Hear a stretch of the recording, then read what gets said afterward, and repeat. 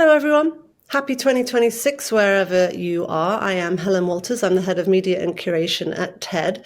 It is January the 5th. I am in Brooklyn. I have a cold, so apologies if my voice gives out. But luckily, most of the talking today will be done by the one and only Ian Bremmer, the president of the Eurasia Group, who often comes to explain what on earth is going on in the world to us. He's also here today to share the list of global risks that he and Eurasia just published. So, Ian, thank you so much for being here. Helen, Happy New Year. How else could one possibly celebrate but to talk about the global risk environment? You really are a massive downer, it turns out. But it turns out there is also a lot to talk about. And so a lot of the report, which is so meaty, relates to the United States. But I actually think that what we need to do is start with Venezuela, which is wildly in the news at the moment. It was clear to everybody, I think, last year that something pretty major was going to happen in Venezuela. But I'm not sure that anyone really anticipated that that was going to involve essentially kidnapping a foreign leader and his wife and bringing them to Brooklyn to stand charges. Did you anticipate that? And what do you think happened, or what can you tell us about what has just been going on? Well, we did because we heard the story. But I have to tell you, the first time I heard it about 2 months ago, I was quite surprised. The idea that this wasn't just going to be Trump taking out Maduro or forcing him under pressure to leave, and clearly there's been a lot of that pressure that's escalated, but that for several months now there has been an effort to get more information, intelligence on Maduro's whereabouts with precise capacity, as well as get people around him that would be willing to work with the U.S. So that he could be extracted and brought to the United States. In fact, brought to New York City, where most of the media is located and where the coverage is going to be the most dramatic. Trump gave the approval on that weeks ago, but they needed to have a proper window to make the strike, and obviously not something that I could talk about or the Wall Street Journal, the New York Times could, because it would have put the mission and the people, especially the people on the ground in Venezuela cooperating with Maduro, in danger. So yeah, aware of it, but still extraordinarily striking. And a few things to say here. The first is the success of this military operation. And this is not Noriega and Panama we're talking about. This is a serious military operation, well-funded, well-resourced, pretty loyal, and entrenched, with lots of Cuban advisors providing support who are also quite professional, Russian military aid, air defense, all of that. And the United States not only went in and got him and his wife, but there wasn't a single American fatality. And so, first of all, the staggering nature of how successful this was for the U.S. military and for Trump should not be underestimated. I'm not talking about the legality. I'm not talking about the knock-on implications. I'm just talking about the headline of the removal. And what increasingly, people are asking me all the time, they're saying, well, is this about drugs? Is it about oil? Is it about, all of these, democracy? Of course not, not for Trump anyway. But we should recognize that a big piece of this is what you see.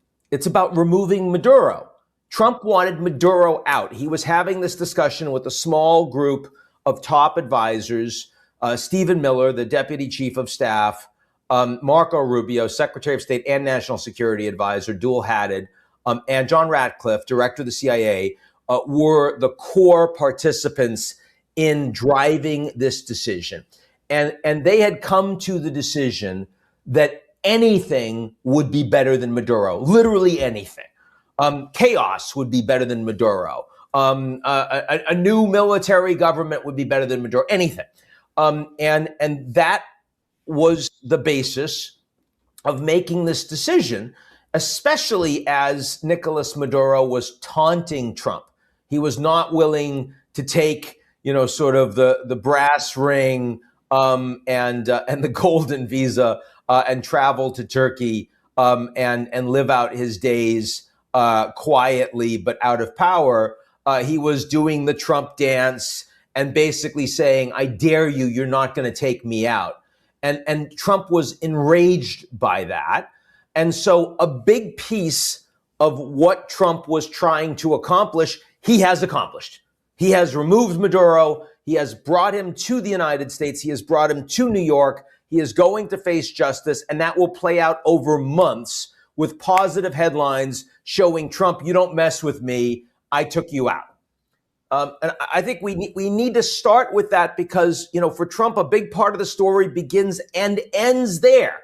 You don't need to go to the oil and the drugs and the elections or the Chinese and the Russians and Hezbollah and Iran. There are lots of other stories. You and I, Helen, can now unpull all of them, but we should start with the recognition that for Trump, a very large piece of this is I'm angry about Maduro. He is making me look bad. I have given him an ultimatum. I must remove him from power.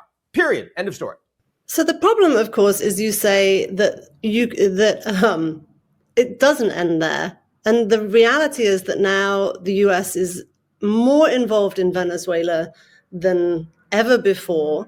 It has extracted, as you say, a foreign leader from a country. And we've seen this play out before where even if a terrible dictator is taken out, actually sustaining any type of force there, or like what happens next? And Trump talks about running Venezuela. Like what actually is going to happen next? So there was an enormous amount of planning that went into this extraction, this operation. Over many, many months, the U.S. had no idea where Nicolas Maduro's whereabouts were 3 months ago. By the time they made those strikes, they had minute by minute sense of where he was, what he was doing. They had no intelligence coming from people around Maduro.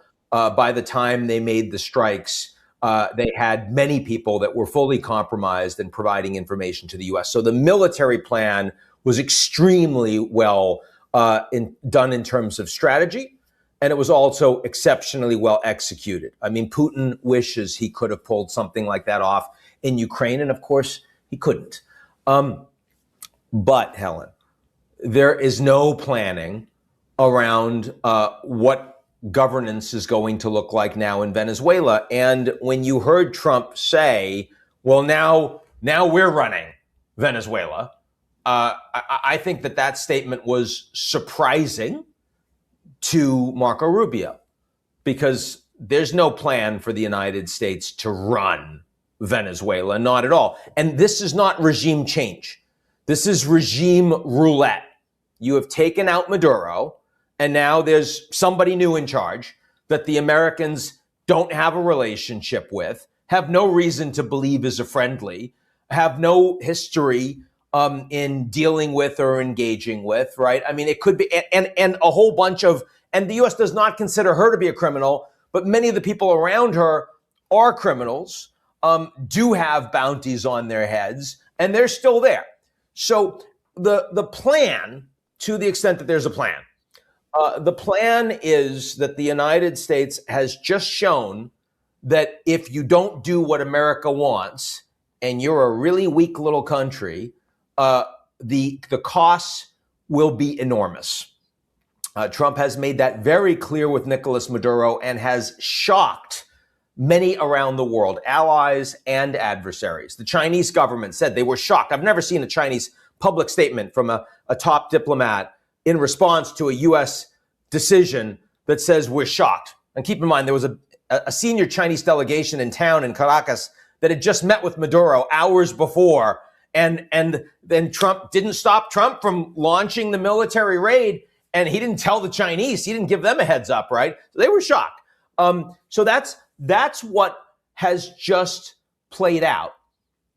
And now what's going to happen? Trump believes that because he has shown that capacity, that this next Venezuelan government is going to do what he wants. Will do what he wants on oil, will do what he wants on drugs, will do what he wants on cutting off relations with Hezbollah, Russia, Iran, and will do what he wants in terms of accepting Venezuelan migrants, illegal migrants from the United States back to Venezuela. That is the wish list that is on top of Trump's agenda. On top of Trump's agenda is not, I want to make sure there are democratic elections. Marco Rubio wants that over time, but that is not a priority for Trump. And you saw that Trump was quick to throw Maria Machado under the bus, even though she is the legitimate opposition leader, won the Nobel Peace Prize. Her party took 65% of the vote in an election that was stolen by Maduro. Trump doesn't care. It's like, she can't run the country. I'm going to work with these guys unless they don't do what I want. And I will say, Helen, over the last 48 hours, first point, the conversations that Delcy Rodriguez and others have had with the Trump administration privately have been much more sympathetic and engaging than what she has been saying publicly, condemning the actions and that Maduro is still the president. She's already backing down somewhat, talking about a desire to cooperate, but considerably more conciliatory with the Americans privately. Not surprising, she needs to maintain some level of credibility with her own inner circle until she has a sense that there's stability on the ground in Venezuela. And the Trump administration understands that and is prepared to give her some time. Time meaning a week or two, not a matter of days. But the Trump administration understands that if she decides that she's not going to do what the Americans want, and there's no certainty that she will, again, there's no experience with her, then there's going to be further action. And the military that the U.S. has arrayed around Venezuela will stay in position to make that threat more credible. So they're not going to suddenly move to the Eastern Mediterranean to start threatening Iran. They're going to need those capabilities in situ. And I've already heard that, the sorts of things that the Trump administration might do in the early stages would be to, for example, capture the offshore oil rigs, which aren't well defended, which the U.S. could do with relatively low risk, and which would show the Venezuelan government, we really mean this. You don't have the cards, we have the cards. You don't have allies. You don't have anyone that's going to support you. The Russians and the Chinese stood by and did nothing. No one provided any real support. So we're the boss. So when Trump says we're going to run Venezuela, that is what he means. He doesn't mean that Marco Rubio is going to be proconsul. He doesn't mean he's sending Tony Blair into Caracas to run it. He means that the Venezuelan government, the new regime roulette, is going to listen to the new authority in the region, the Donroe Doctrine, or else. That is what he means, and that is a presumption that will be tested over the coming weeks. So the Donroe Doctrine, as you say, is actually the third top risk that you have in this report. Just give us a little bit of a context about the pun that's happening here and exactly what you mean by this, because it's obviously not just about Venezuela. Not at all. And the fact that Trump himself, in just over the past few hours, has for the first time publicly said that he believes in the Donroe Doctrine, that accurately describes his foreign policy orientation towards the region, which is essentially a manifestation of America first in the Western Hemisphere as defined by Trump. And it means that in that part of the world, the United States is going to have final authority over what happens in national security and strategic interest. And there's a lot of ways and by the way, now that Trump has had that success in Venezuela in the near term and has embraced the Donroe Doctrine, he's all about the branding. This is now what he's doing. He's going to try to find other ways to populate the Donroe Doctrine, which, means maybe striking some drug targets inside Colombia. Or maybe even in Mexico. We can talk about that. The former is more likely than the latter. It means more pressure on governments that are opposed to the United States in the region, like Nicaragua and Cuba, where Trump and Marco Rubio have already been talking about that. It means that the United States is willing to put plans in place to try to take Greenland, not with boots on the ground, but with political, economic, and military pressure against a committed erstwhile U.S. ally, Denmark, but a small and not very powerful one.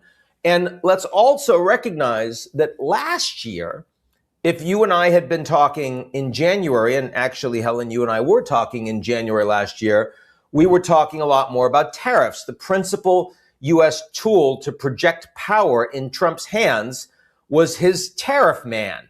And he was weaponizing access to the U.S. market against countries all over the world, friends, foes, rich, poor, small, big, to get them to cut deals that the Americans wanted. He no longer has the ability to use that tool in 2026 the way he did in 2025. He needs to cut more deals. The Chinese have shown him that they are economically capable of hitting him back really hard, and so he needs to be more cautious with the Chinese. That's playing out in many ways. He's got affordability issues in the U.S., part of why Zoran Mamdani is now mayor in my city, New York City. And he's not polling well on the economy. He's got midterm elections coming up. The Supreme Court is going to rule on IEEPA and probably constrain Trump's tariff authority to a degree. All of those things make it harder for him to use tariffs. And economically, the world is increasingly multipolar. The Americans are not the only player that can determine outcomes. But militarily, the world is still unipolar, and the United States is still the dominant player, and that is particularly true in the Western Hemisphere. So Trump is going to lean in as he's frustrated on the economic side in foreign policy. He's likely to lean in much more heavily on the national security side. That will play out first and foremost in the Western Hemisphere, but it can also play out in Iran. It can also play out in other areas where the United States and Trump decides, we don't like the way you, sir, are behaving. It's interesting to me that you bring up Denmark, and it's interesting to me that Denmark's leader has been responding in kind of increasingly stark terms, actually trying to bring NATO into the picture, and actually, I think, trying to establish that Denmark is not a small force that can be just kind of rolled over by the United States. Is that what you see there? Do you think that what do you think is going on in Greenland? Well, first of all, Greenland is not a joke for Trump. It's a little painful to say that because it obviously is the territory of an allied nation. But the fact is that Trump and the White House have a number of people that are working on relevant pieces of what they want in Greenland in terms of national security, in terms of political allegiance, in terms of economic access. Much of which, not all, much of which they could get by negotiating just with the Danes. But that by itself so far is not getting to yes. And the reason for that is not only because Denmark is seen to be as small, but also because the Europeans are seen to be weak. And here we should broaden the aperture a little bit. There have been two acronyms that have been described by very different populations in understanding how Trump behaves. And one is TACO. Trump always chickens out, used by his adversaries and his opponents to say, Trump doesn't have a fist in his glove and he says he's going to do X, Y, and Z, but then he backs down. And then the second is FAFO, fuck around and find out. And that is Trump's supporters and members of his own administration, and sometimes Trump himself, that says, you don't do what Trump wants you to do, and he's going to hurt you, and the consequences are going to be serious. And of course, the reality, like so many of these things in our very, very divided, hair on fire political environment, the reality is that both of these things exist at the same time, but they exist along a spectrum. You have, certain very powerful countries that are capable and willing to actually respond with strength to Trump's unilateralism, and you'd put Xi Jinping's China number one in that category, but you'd also put Putin in that category and others. And they are the taco countries. Brazil, even, the Brazilians were pushed really hard, despite the Donroe Doctrine. Trump said, I'm going to tariff you unless you do something about your social media regulation. I don't like the way it's treating our companies. And I don't like the way you're going after my buddy Jair Bolsonaro, whose son has been lobbying me down at Mar-a-Lago. And you just gave him a 27-year jail sentence for fake news, trying to overturn the election and organize the assassination of Lula. And so I'm going to tariff you. And Trump has backed down because Brazil's a big economy and he needs Brazilian commodities to be exported to the United States to bring prices down. And so Lula and Trump are actually now working towards a deal. They're on the taco side of the equation. But then we've got the FAFO side of the equation. And Venezuela is obviously on the FAFO side of the equation. Maduro has figured that out. He thought he was taco until about 48 hours ago. I assure you that Maduro now understands that they are solidly in FAFO territory. And there are others. The Mexicans understand that they're in FAFO territory. The Cubans certainly should understand that in very short order. The Europeans, in Trump's mind, in J.D. Vance's mind, the Europeans are in FAFO territory. And they need to be much more serious about what deterrence looks like against a potentially adversarial United States to prevent the U.S. from undermining their own sovereignty. And that is what has motivated the statement by the Danish Prime Minister and the support from all of the Nordic leaders that this is the end of NATO if you try to transgress our sovereignty. And that's really what it amounts to. And it's also what it amounts to domestically inside the United States is where will there be resistance and where will there be strength? Historically, we understand this idea that you've got a bayonet and if you hit steel, you stop. And if you hit mush, you press on. And this is the law of the jungle as applied to geopolitics. And it is absolutely Trump's orientation towards foreign policy, which is now being seen as manifest by countries all around the world.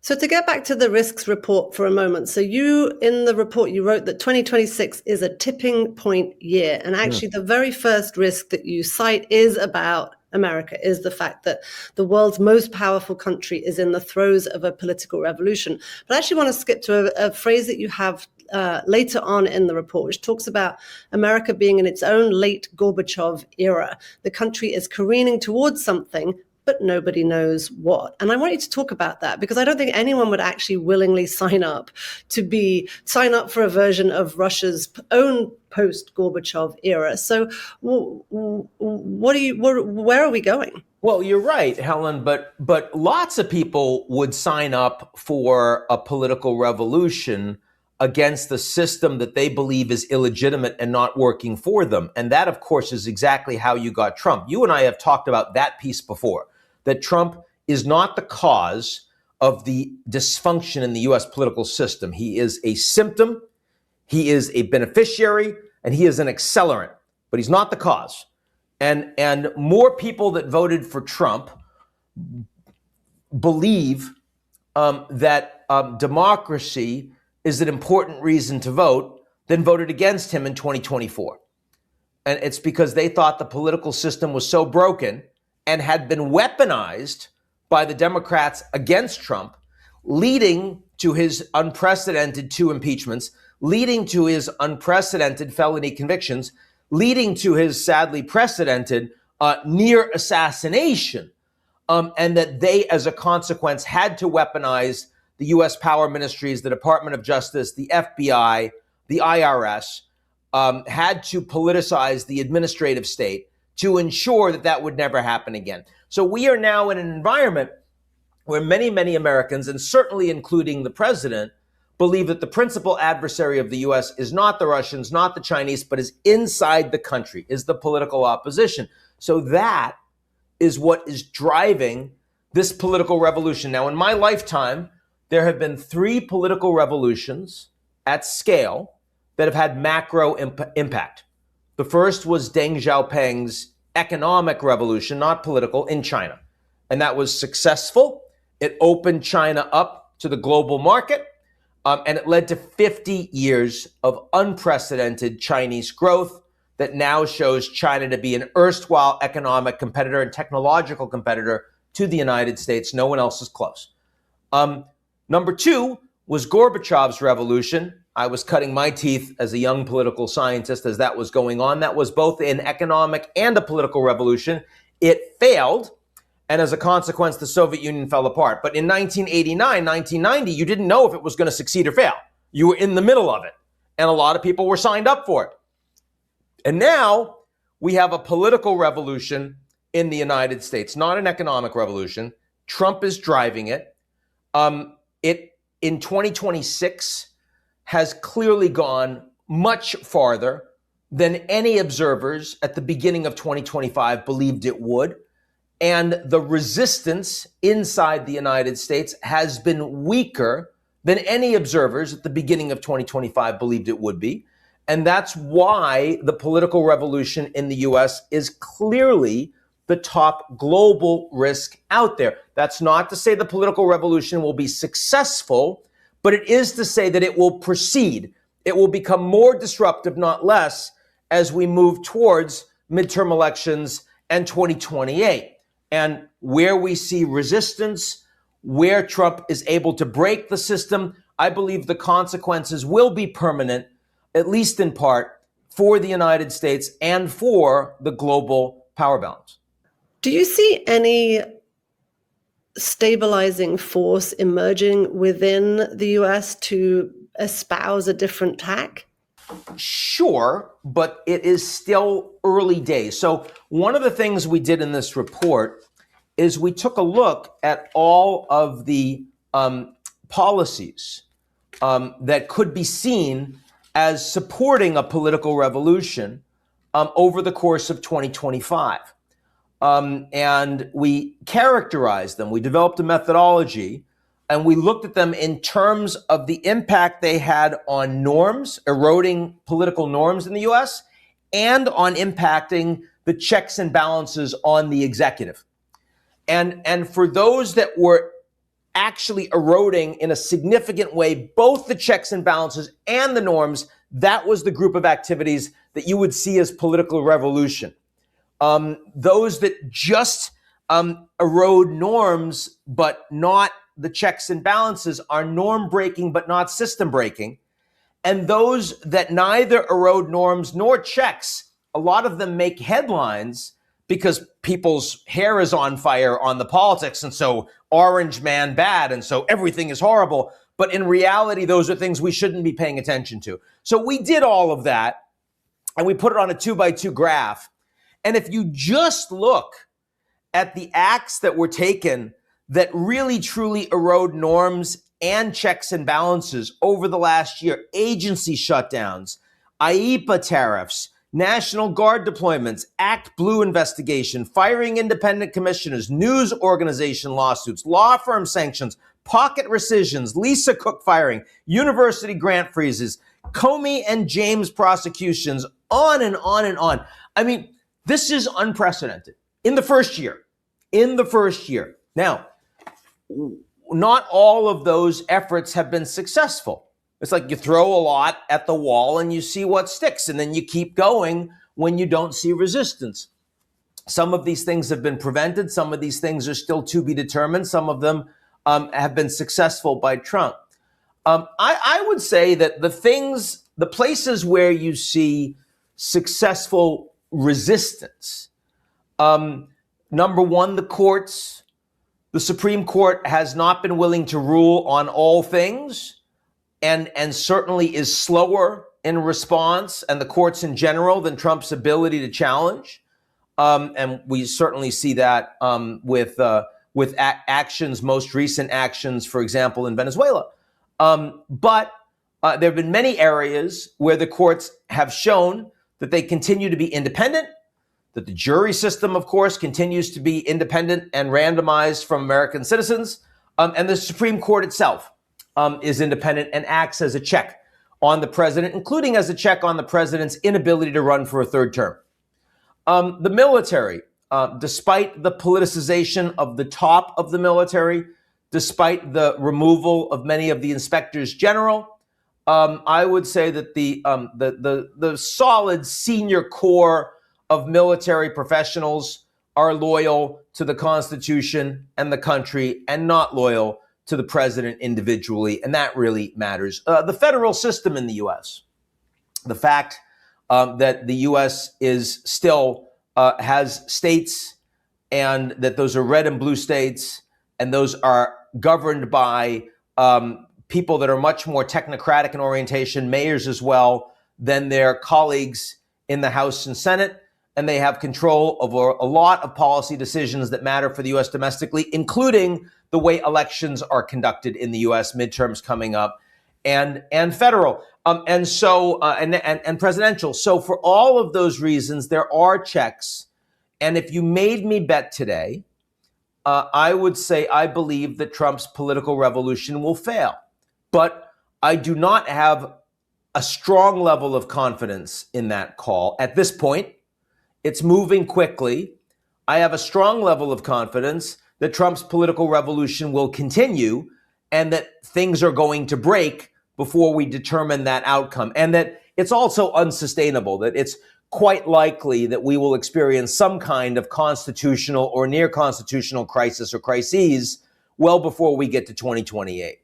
All right. Let's go to Europe, which is another of the risks that you cite. You describe it as Europe under siege. Now, you already talked about the fact that Europe kind of needs to step up and develop some form of deterrence against Trump in order to kind of show that they're not as weak as apparently the US, especially J.D. Vance, seems to think that they are. At the same time, as you write in this report, the UK, France, and Germany are all facing incredible internal pressure currently and are not really able to focus on doing what is necessary to develop whatever deterrence is necessary, etc. So talk to us about Europe and what we should be looking for this year.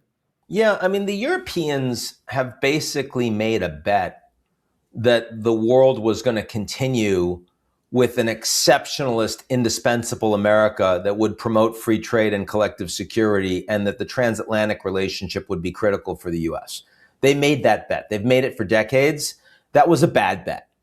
And it's painful to say that, because I would like it to have been a good bet, but it wasn't. And, you know, when I wrote about the G0 world for the first time in 2012, and I wrote about independent America as opposed to indispensable America as the more likely trajectory for the US, the Europeans clearly did not believe it. And if they did believe it, they weren't prepared to act on it. And now it is getting very late. I do think the Nordics, the Baltics, the Germans, the Poles, I do think that they now understand and accept the urgency. I am not sure that they are capable of responding sufficiently strongly to make it matter. They have the Draghi report. They are trying to become more competitive. They're trying to improve their productivity and growth, support entrepreneurship, invest more in research and development and infrastructure, bring energy costs down, and develop technology companies that can compete with the United States. They're not remotely close to that. They are trying to spend much more on defense, and they're trying to integrate that defense across Europe and with the Canadians and with others so that they don't need the Americans as much. And they are spending all the money on Ukraine. The American taxpayers are not supporting Ukraine today. They were a year ago. It was almost 50-50. Today, the Europeans are doing all of it. But do I believe the Europeans will be able to do enough, given the extraordinary pressures externally from Russia directly, from a U.S. that does not believe that a strong European Union is good for the U.S., wants the EU to fragment, wants more Brexits, wants to support Eurosceptic parties like the AfD in Germany, like Reform in the UK, like the National Rally in France. No, I unfortunately, I would not. If you made me make the bet, I would not make the bet that the Europeans will succeed through this process. And in a way that I would make the bet that the Chinese will succeed through this process. That is not the bet I want to make. I would rather say that the Europeans are going to succeed and the Chinese have a harder time and they have to align more with quote unquote Western political system, economic system. But as you know, this is not about what I like. This is not about what I would prefer. Nobody really cares. This is about what I assess, what Eurasia Group, 250 people, analysts all over the world, what we believe on the basis of our analysis and the basis of the people that we talk to, the leaders all over the world, what we believe is going to happen. And that's why Europe is such a significant risk in the report this year. So I have a follow-up question about that. And of course, we all care deeply what you think, Ian. Let's be very clear. But no, what I want, very different from what I think. What you want, that's right. Sorry, my head is very foggy. But I'm curious, what does it look like if Europe doesn't do what is necessary? What is the next? I don't even understand what the implications of that really are. The EU becomes more divided. It becomes more of a failed experiment. They become takers as opposed to makers of technology and of rules. The Europeans have been a regulatory superpower that have been able to make rules that a lot of the rest of the world have to align with. If you want access to the European market, they will have to tolerate rules that are basically being set by other countries, or else they won't get access. And that means that their growth will continue to diminish. And it also means that the social contract in Europe will start to fall apart. So the thing is, if you think about the global economy and how economic systems work, the United States is not like a free market and China is state controlled. It's the way it's worked has been in China, the state captures corporations. In the US, the private sector captures the regulatory environment. And in Europe, the state acts as an independent, strong arbiter for regulation and bureaucracy. And that allows the Europeans to promote a much more robust social contract. The problem is that there isn't significant growth that goes along with that. So they can't afford it. They can't pay for it, and they lose influence globally. And as that gets worse, the European citizens start opposing that system and oppose the transfer of their sovereignty to Brussels and the European Union, and start voting for Eurosceptic parties that would decentralize power to the Germans, to the French, to the Dutch, to the Italians, to individual countries. But of course, the fact is that the reason that Europe has had the ability to help set rules globally is because the EU has influence in a collective way. Well, the Americans don't like that. The Americans want to be able to cut their deals that advantage the US with individual, much smaller, less powerful European states. The Chinese feel the same way. The Russians feel the same way. Those countries now prefer law of the jungle, right? They don't want rule of law. They want law of the jungle where the powerful do what they want. The Europeans need a system to thrive where everybody accepts basically the same values and rule of law and multilateral agreements and architecture. That world is falling apart. And if the Europeans don't make it, that means that the European model is no longer going to have influence globally. And so instead, individual European countries will increasingly get picked off by the Americans, by the Chinese, by the Russians, or some constellation of them. And they're going to have to make very uncomfortable choices. Whew, that's something to think about. All right, so you mentioned both Ukraine and Russia shows up on the list of global risks, but actually, interestingly, not because of the hot war with Ukraine, but actually because of what you term as being an escalation against NATO, so Russia's second front. So talk to us about that. Of course, the Ukraine war is essential here. but the United States has already shown that they are willing to put much more pressure on Ukraine, a more aligned country, but a weaker one, than they are with Russia. And the reason for that is because Trump is interested in a ceasefire no matter what the consequences.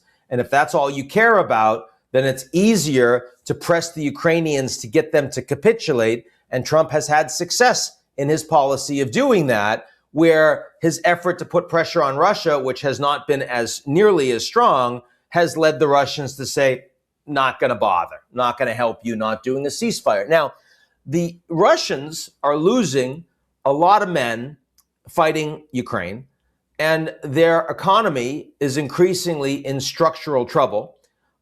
And they're having a hard time selling oil, exporting oil, with the Americans pressuring India, for example, to not buy it in a lower energy price environment where the Americans and others are going to keep producing more and more.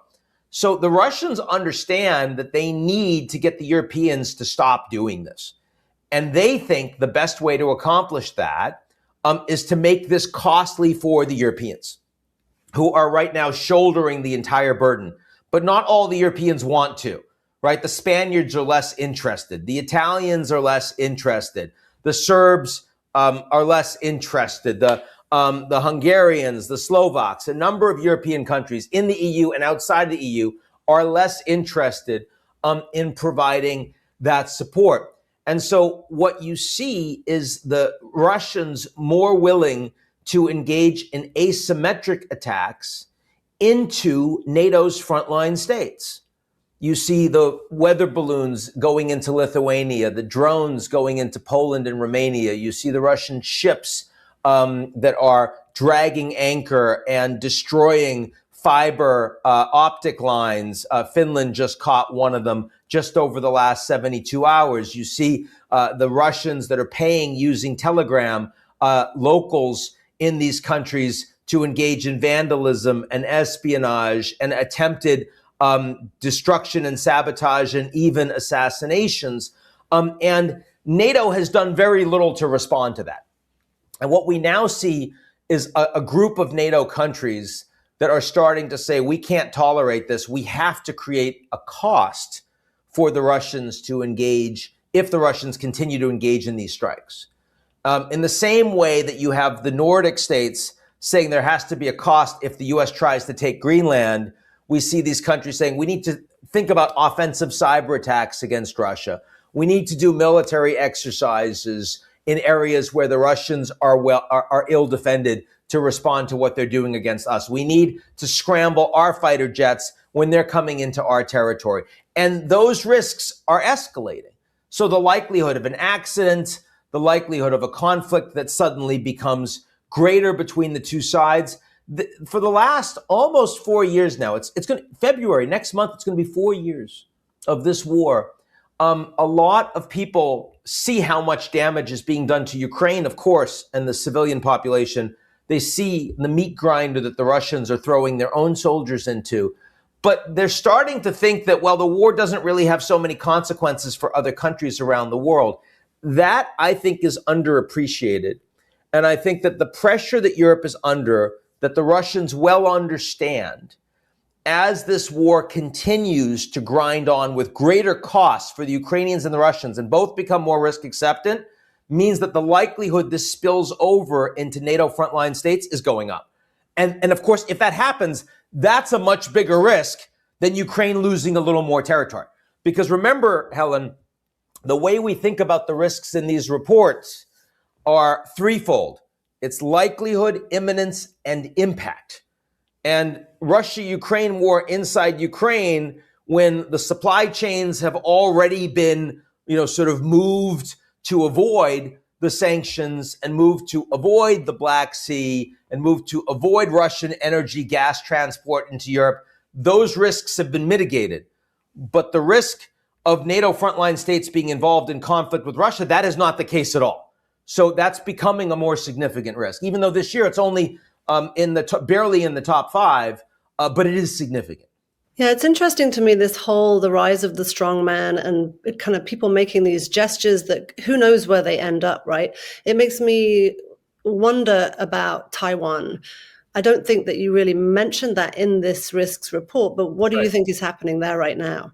Well, China-US, which is the most consequential bilateral relationship in the world geopolitically, is not a risk at all this year. It's a herring.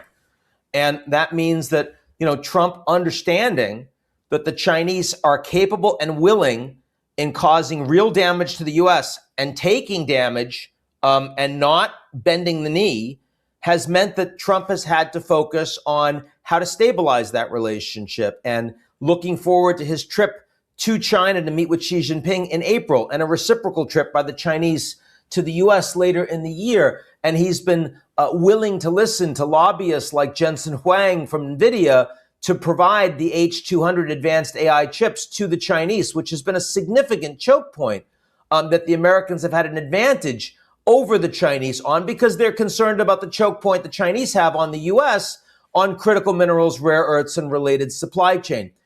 Taiwan is related to this. The Japanese prime minister, the newly elected prime minister, Takaichi Sanai, who's quite popular in Japan, she's in the high 60s right now, after being advised by mid-level US policymakers, publicly said that the Japanese would support Taiwan if they were attacked by China. And the Chinese, were very angry about this and escalated against Japan diplomatically and economically, as well as some military exercises. And Trump didn't support the Japanese publicly. Instead, he called up the Japanese prime minister, who had just visited her. And they went to Okinawa, and she's jumping up and down and so happy to be with Trump. And he's saying, you should cool it down on Taiwan right now. So, the reality is that China understands that they're in more of the driver's seat in the near term on Taiwan, as long as they don't do anything so provocative that they lead to a forced escalation by American allies in the region, and maybe even put the question to the United States. So this does not look, if we were doing a 5-year risk horizon, Taiwan would clearly be on it, Helen. But looking just at 2026, it's not there. Got it. All right. There's so much in this report. So actually what I would like to do is recommend highly that everyone go and read it. But I want to move to the conclusion that you have in the report, which is where you say we are not optimistic, but we are hopeful. And I'm just curious, after all of that, after everything that we've discussed, you really are still hopeful. Why and how should we be? I guess I'm hopeful because we need a crisis. The United States for the last several decades has had large numbers of people that increasingly feel like their leaders don't represent them. And when I say their leaders, I don't just mean the Democratic and Republican leaders in the party and the elected officials. I also mean the media leaders. I mean the university leaders. I mean the business leaders, the financial leaders, all of these people. And we are now, this political revolution that we're seeing, which is playing out in the United States, but is also playing out in the way that the United States is projecting power all over the world, reflects a crisis.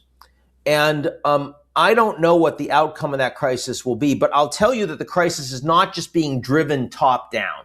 The crisis has also been driven bottom up by a whole bunch of Americans, voters, and people willing to get in the streets that are saying, we feel like this country does not represent us. And that needed to happen. That this system was heading for a crisis. It's happening faster than people expected, but it's necessary.